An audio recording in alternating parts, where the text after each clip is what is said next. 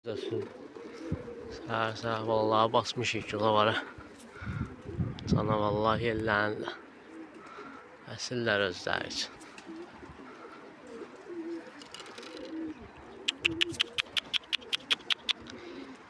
Küləksiz kilovar olanda ləzzət eləyir. Küləyi yoxdur, quş rahat uçur, düşür. Kilovarın küləyi oldu, amma quş aparı qoyur dalda. Bu oyunla gəlib şivə qırmızı qanet paylaşmışdım. Odur. Açdım qanetini. Vazlayır özü üçün.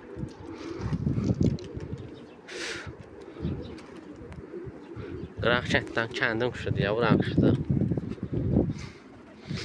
Bir iki də paştov var burada. Qalxırlar, vozlayırlar.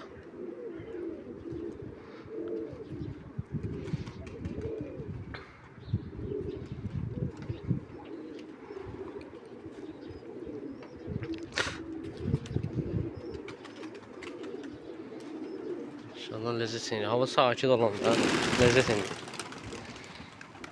Buradan hamıya aqram salamlar. Zona kəndi.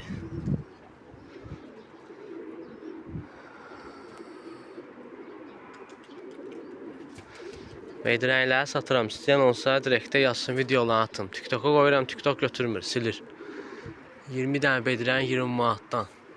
Küt verirəm, vakəfin kim qənətləri 5 saatdan cavabdehliyi daşınır. Küt bedirənlərdir. Vazil qara, qara çil. Sonra canımsan. Zil qaralar var, qara çil var.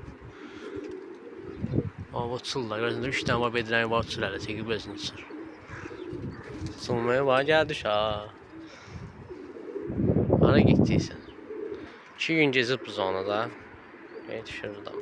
2-ci gün tutmuşam da. Bir gün görmüşəm gezib, 2-ci gün gəlib düşüb tutmuşam. Ne özü? Qıraq kənddən gəlmədi. 2 gün qaldı qənət bağlı. 3-cü gündə açmışam. Bıraxmışam onu. Şəllənir özü üçün.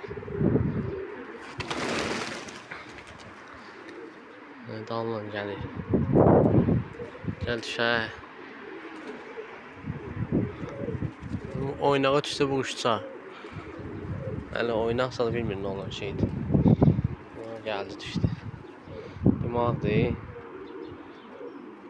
Bir qənət üstü qırmızı rəngi və qənətin altında da var.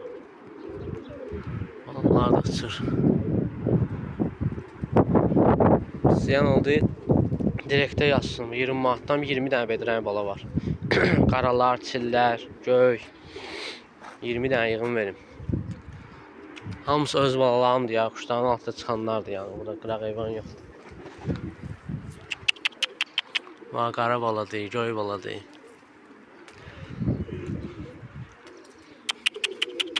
Gözləri də gözdür. Yəni, apar 10 gün saxla, açıq netdən tərpəd yatır.